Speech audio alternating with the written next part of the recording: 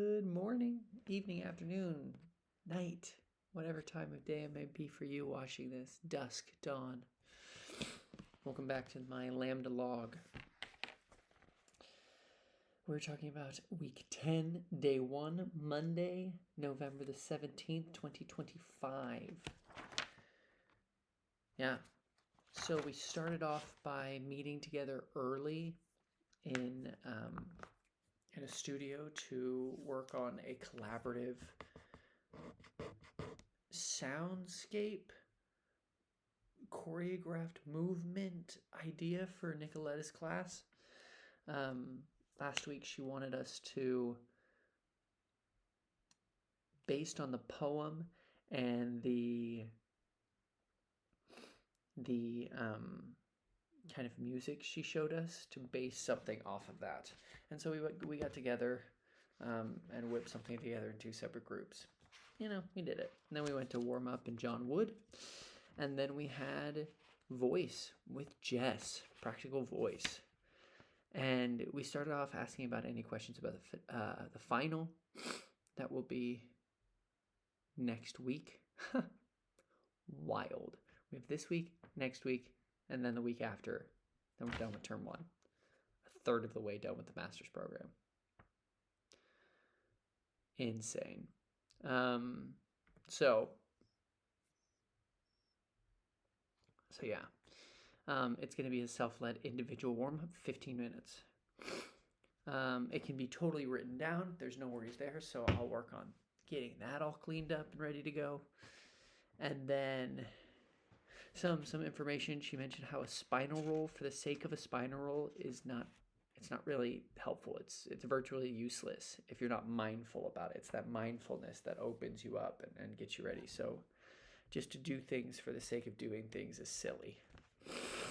And then we will have an informal showing of text. It doesn't have to be off book, but it's just kind of like a work in progress kind of a thing. And that can be any one of those texts. And then she gave us a scene from, just like a little dialogue from Sherlock, the BBC show with Benedict Cumberbatch. Prezi. And shout out Sandridge. And it was a moment where he looks at like a bunch of numbers and letters, and then he realizes it's a log for a jumbo flight, and it's going to Baltimore at 6:30 and is leaving Heathrow Airport, and it's going to like save the world. And everyone's like, how do you figure that out? By just looking at the numbers. He's like, oh, don't. Like, it's simple. Look at this. Blah, blah, blah, blah. I actually have it. Wait, let me pull it out. That will be easier to explain what it is I'm talking about. Let's see. Where is it? It should be under here.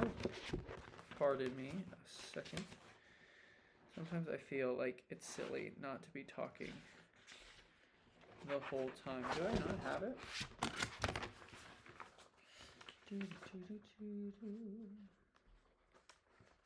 Oh, it should be right behind here. So, the text is as follows. Sherlock. There's a margin for error, but I'm pretty sure there's a 747 leaving Heathrow at 6:30 tomorrow evening for Baltimore, and apparently it's going to save the world. Not sure how that could be true, but give me a moment. I've only been on the case for 8 seconds. Oh, come on, it's not code. These are seat allocations on a passenger jet. Look, there are no letters past J. The width of the plane is a limit. The numbers only appear singly and never in sequence. But the letters have little runs of sequence all over the place, families and couples sitting together. Only a jumbo is wide enough to need a letter J, or rows past 55, which always requires an upstairs section. There's a row 13, so we can eliminate the more superstitious airlines. The style of flight numbers 007 eliminates a few more. And assuming a British point of origin, which would be logical given the original source of the information, and assuming from the increased pressure on you lately, the crisis is imminent. The only flight which matches all the criteria and departs within a week is a 6:30 to Baltimore tomorrow evening from Heathrow Airport. Please don't feel obliged to tell me that was remarkable or amazing. John has expressed that thought in every possible variant available to the English language. So that was it. And we watched the clip of him doing it, and it's quick. And so the point was that we got this, and we were aiming for Benedict Cumberbatch speed. Like, it's at speed. We're not necessarily having a warm-up for it. We're just diving into the text. And so we walked it a little bit as we were going over it, and then we warmed up while we were doing it. And then we got into groups of 4, and we were given the direction to make it light and crisp, and then to choose an intent, and then we delivered it to each other. My intent was to prove my superior intellect, and I did it about what I did with you. Yeah, and then we presented it to each other, and we took notes on each other. Some of the notes I got were that I can always improve my diction, which apparently I'm just a big old mumbler, which is news to me because I always think I have good diction and projection, but I don't. So I need to practice and clarify my diction all the time in all the things I do. And then I do make inflections to separate thoughts, like I change the inflection.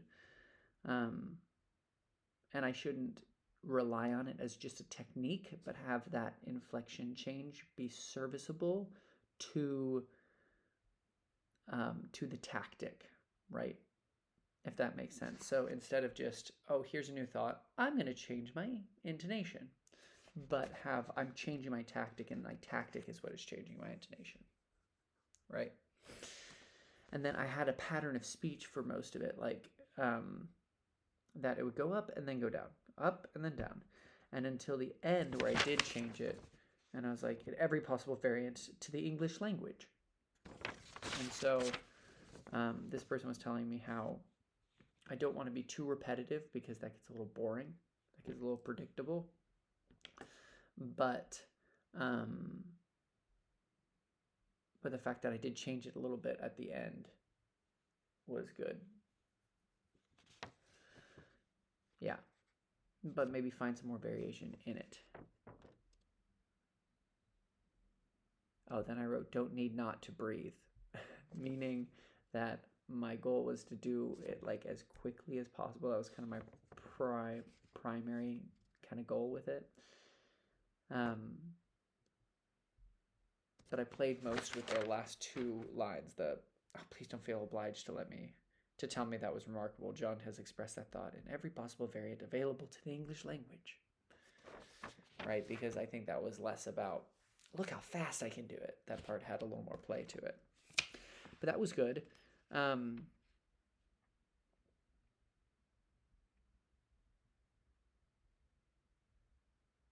And then as we talked about it with the group, we mentioned how we should treat all text with that play, with that crispness and that lightness, even though it's poetry or heightened text. That doesn't mean we can't come at it with contraries and differences and fun, right? If you're pushing the intention, the text might not support it, right? Recognize what you like might not support the intention, so change your intention. Something also is recognize that what you're capable, and then accept where you are. Like, we weren't going to have this memorized in the however long we had for it. And so since we weren't off book, since we weren't memorized, it was important to just take it for what it was where we were, right? And work on the things that we could. And then don't end gain it, which I thought it was end game. Apparently it's both. But don't end game or end gain means don't like try to jump just to the result of what the exercise is going for, because then you miss a bunch of wonderful things to learn and do along the way.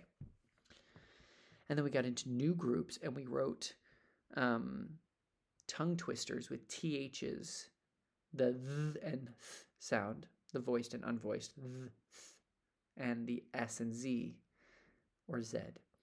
For my Brits and Canadians out there, with the S and Z.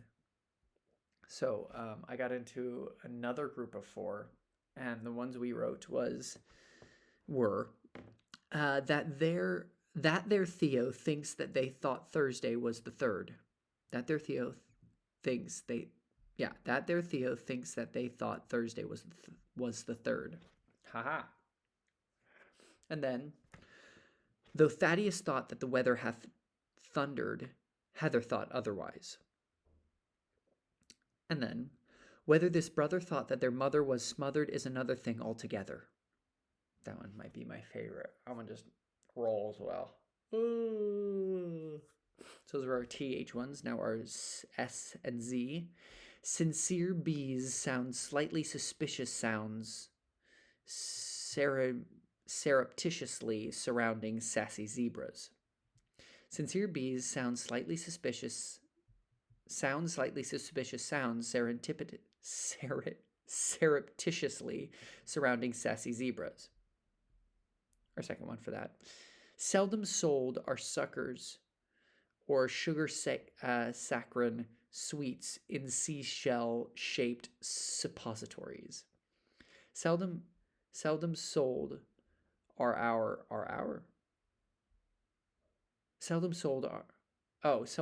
suckers or sugar saccharine sweets in seashell-shaped suppositories. Blah, blah, blah. That one's hard. And then sleazy, stupid students supplemented zinc. We're running out of time because we had too much fun. And then we got into a group of another 4. Was it 4? That one might have been 3. No, it was 4. Another 4. And then we shared ours with each other. We really paid attention to when we were doing it correctly, like voicing or when we had the on voice or off on voiced or unvoiced sounds, right? And you can do that by putting your hand on your throat and really feeling the vibration. Thaddeus thought that the weather hath thundered. Heather thought otherwise. Whether this brother thought that their mother was smothered is another thing altogether. Right? And so it's really all right there. And there's a tendency sometimes to be lazy with it and not voice the sounds. I didn't find that much of a problem for me, but these specific sounds are really important in different accents and different languages, and that's what we're moving towards next term, which is super exciting because I love accents and dialects. So then we got a new text, which is from the novel Beloved by Toni Morrison. And I won't read the whole thing, but it starts off with 124 was spiteful, full of a baby's venom. The women in the house knew it, and so did the children. For years, each put up with the spite in his own way, but by 1873, Setha and her daughter Denver were its only victims. The grandmother, baby Suggs, was dead, and the sons, Howard and Bugler, had run away by the time they were 13 years old. As soon as merely looking in a mirror shattered it, that was the sign for Bugler. As soon as 2 tiny handprints appeared in the cake, that was it for Howard. So the idea is about this like haunted house. It's haunted by a baby. Yeah. Yeah, so first we walked it and making a turn at each punctuation. So punctuation in the line and at the end of the line. And then we discussed the pronunciation like Setha. That's S-E-T-H-E. And were there any? And Bugler instead of Bugler. Bugler. And then we spake it again with physicalizing the images. Yeah, and then we just kind of talked about that a little bit, and we didn't do a ton with that. It was just introducing new text and kind of the beginning process with that. And then we did a little more of seeing and being seen. 3 people went up, and they did the first 2 lines. First, they stood up as we were all in a circle. They acknowledged all of us. Waited for their prompt to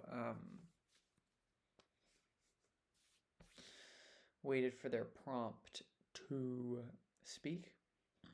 And then they spoke. They spoke the first 2 lines. 124 was spiteful, full of a baby's venom. And that was the idea behind it. Oh, you see that? Yeah. So that was Jess's class. Moving on, we had lunch. And then we had Karen's scene study class. That was one I was worried about a bit. But so we started presenting Hamlet, Act 1, Scene 2, kind of at the end of the soliloquy. And that was like where we had what we had done.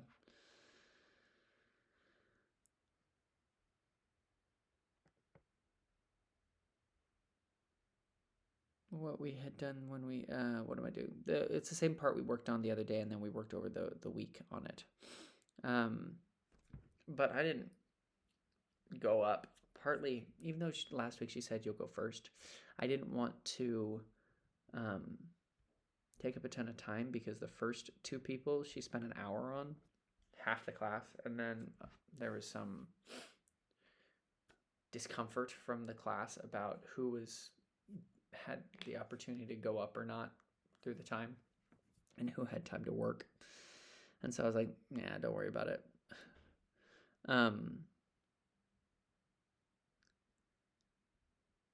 Yeah, so I'm just going to kind of talk through. I don't remember exactly how many people went up. I think 3 groups. Yeah. And I've switched. I'm going to be doing Horatio's part now with someone who wasn't there on Monday, because I was in a group of 3, and that'll just be easier. So that'll be awesome. So I need to go over and know Horatio's part a little more and get together with that guy. Anyway, so some things that we learned with this first group is that really lean into the soliloquy as a private, honest moment, and don't anticipate Marcellus's entrance. Look, watch, and respond. You can take the time to see and respond. You don't need to just be on top of the text too much. We're not thinking oldie worldy. We're engaging in the now, even if it's set in an older time. So be present. Don't put false layers on top of things.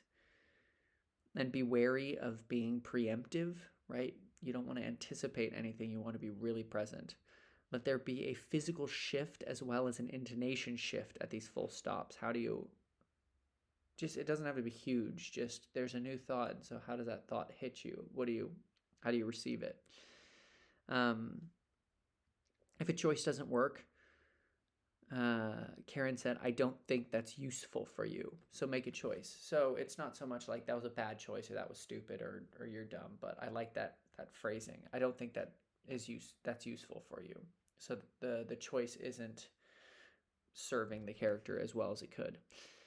We need to bring the audience into the character and use our stillness and power, right? Open up the space, use it to tell the story. You respond to what you get. If you don't get what you want, you didn't give it right.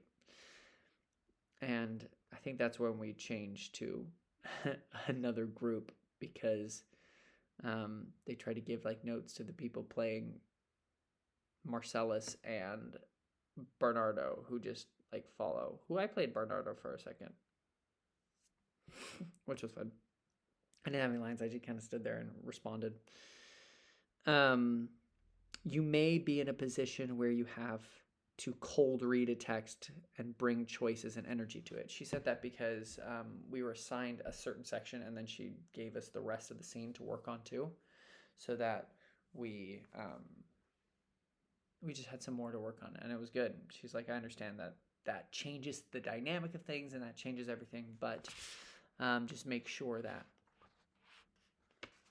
like you're capable of it. That's a skill you should work on, to be able to cold read and make choices and be believable. And let your important character be in the powerful position. And so upstage, a lot of the time, is a more powerful position than downstage, which is so interesting to me, because I always thought of the power position as down center. maybe if it's all towards the audience, but if it's in a conversation, up center is much more powerful because it turns the other actors up to you and it makes all the focus there. So that was a change. Oh, there's the line where Horatio says, I think I saw him yesternight. And Hamlet's like, saw who? My lord, the king your father. The king my father? See, I got some things memorized. And then he says, season your admiration for a time. And a lot of the time it doesn't feel natural to go, the king my father? Like to really build up the excitement with that. And so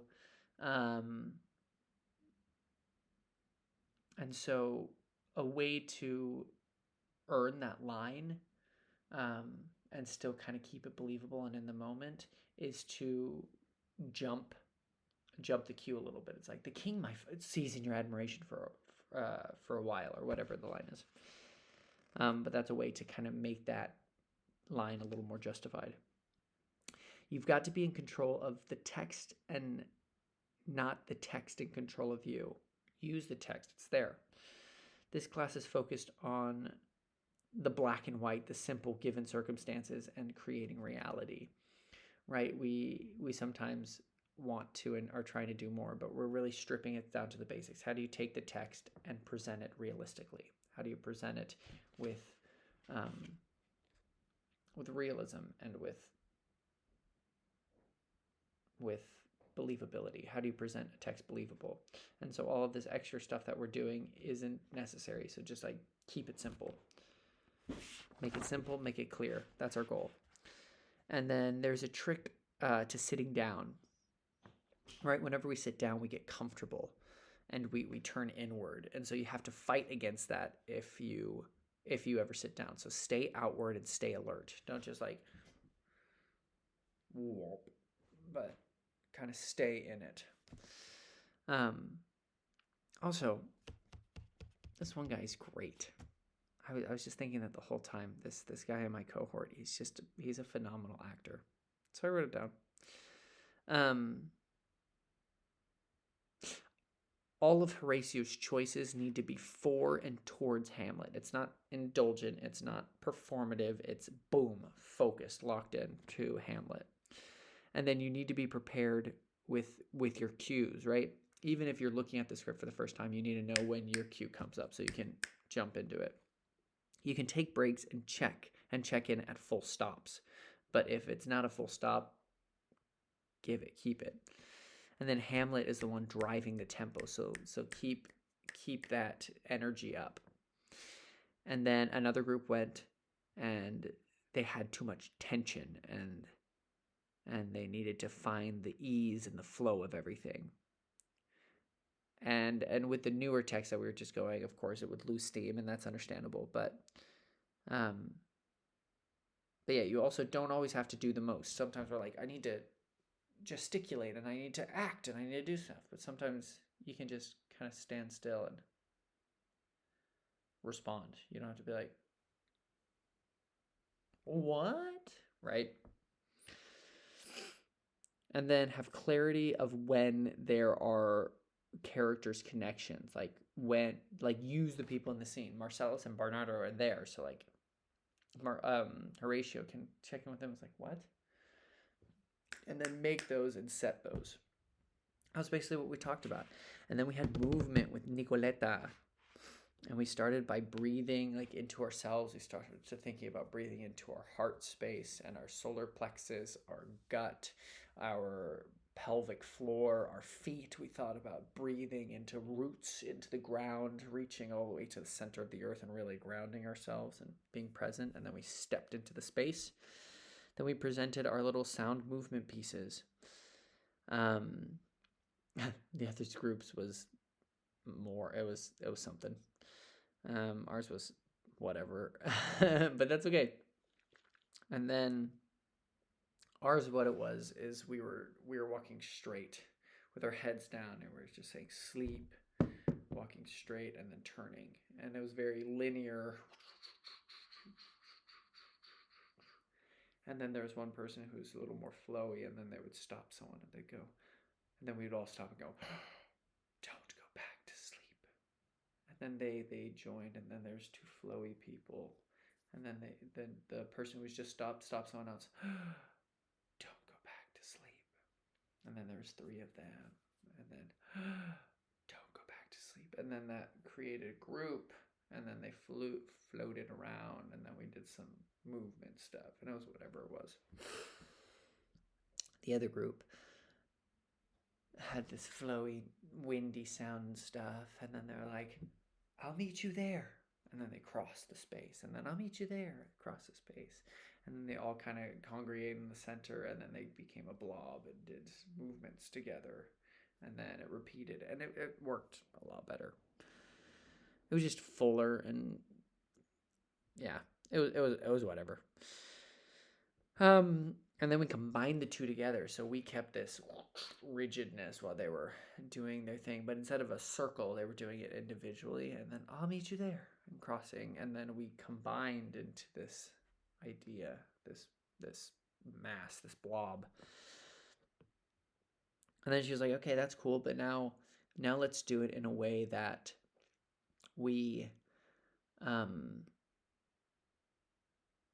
that we're really kind of focused in building up our sound. And so we listened to this Italian folk song kind of idea that she wanted, and there was this bass and bottom, not as in like bass, like sound, and then this other thing was built on top of it and then had a little melody. And so we did that. We kind of had these shapes and these sounds and these movements, and then we built a melody out of it. And the words we chose was, I'll meet you there. Yeah. And then I'm trying to remember what my thing were. I was playing with different harmonies and things, and I'm not great at harmonies, so I would find one, and I get bored of it, so I change it. But it's like, ooh. I can't remember what the little bass part was. One person just started it. But the one that I pretty much wound up was like, there, something like that. I was like, I'm just adding this on top, and it was fun. And then we did it again, but we added the element of danger that we talked about in another class, how like there's the whistle gang. And so what does it do if there's this dangerous element, and then how does that change you physically and movement wise when there's a dangerous group and an endangered group, and then that kind of worked around. And I was just like being intimidating and whistling. I accidentally whistled really loudly in someone's face, and I felt bad about that. But it's okay. I apologized, and she was fine. And yeah, and so we just kind of followed those, each one of those activities to a natural conclusion. And yeah, then we struggle in that class a little bit because it's the end of the day on Monday, and sometimes we struggle to comprehend, and so we have paid attention to the time more than we should. And so while Nicoletta was talking, one of the students came up to me and like asked me what time it was, and I just like clicked my watch, because I always keep my watch like on power saving mode just because it dies at the end of the day if I don't. And so I just like clicked my watch to show him. I was like, oh yeah, it's whatever time. And so Nicoletta pointed that out and said how basically it's disrespectful to the space when we're trying so hard to be present to invite something to take you out of the presence. And how if it was like looking at an email or text or whatever, it's it's unnecessary and it's rude, and we're paying to be here and we're paying to get these things. And so so I felt called out. I have texted on my watch twice, I think, just twice. It's not frequently, but just like writing a little message to finish a conversation with Emma or something. And so I felt appropriately called out. I felt like a little boy getting in trouble at school. And I think that's fair because I was acting like a little boy in school. And so I was going to apologize afterwards, but then we went a little over and I had to run to my next thing. So I am going to send her an email and just take accountability for my actions and not make excuses or explain anything, which like, oh, I'm worried about my just recently not pregnant wife and all these things, and that's unimportant. That lessens the apology. And I'm gonna make sure from now on that my watch is on do not disturb, which I did much better beforehand. But then it just hadn't bothered me. And so at least definitely for her class, I'll make sure that it's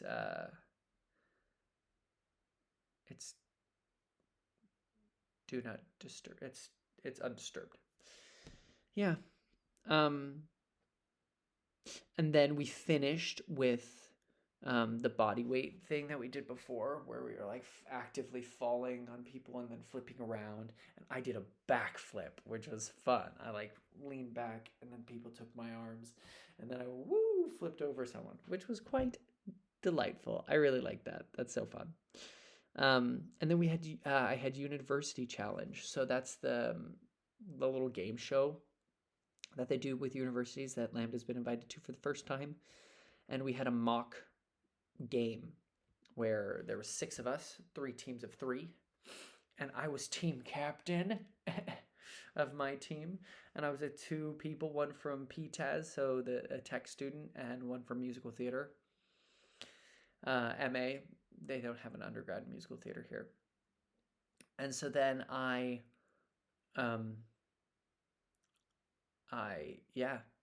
and there were some difficult questions, but we all 6 of us buzzed in and got an answer right at one point. The way it works is there's a primary question, I believe, a starter question that anyone can buzz in for, and it's worth 10 points. And if you buzz in before the question ends and you get it wrong, that's minus 10 points. If you buzz in at the end and you're wrong, you're just wrong, that's fine. But if you get it right, then you get 3 like bonus questions, and your team can answer those bonus questions. But those are worth 5 points each. So if you get one right, that's 10 points, and then you have the opportunity to get 5 more. And the other team smoked us. We got 55 points, and they got 105 points. So not bad. They didn't double our score, 5 points less than that, but it was fun. And I knew more than I thought. I just didn't buzz in all the time because I definitely didn't want negative points, but I knew some answers, and I was like, ooh. But there's a lot I didn't know also. So yeah, if we get the bonus questions better, I think we answered. That's not true. It was closer to how many starter questions we got this right. But we'll see how they proceed forward. They're trying to assemble a team of 5, I believe, with 4 active players and then a reserve. And then we'll see what happens. And I think they film it in spring. It's like a big deal here. I was the only American there. But yeah, and that was the end of the day, and that was Monday. Now it is Tuesday. And It's getting cold here. Yesterday, I didn't take my sweatshirt on the walk. It is 1 degree Celsius right now, which is generally, here's the trick. So you take the number and then you double it. So 1, 2, and then you add 30. So it's like 32-ish degrees. It's not perfect, but it's general. 32 is freezing in Fahrenheit, which is 0. So yeah, we're close. It's probably like 33, maybe 34, 33.5. I don't know. But anyway, that was the day. That was the life. So I hope you guys have a wonderful day. Life.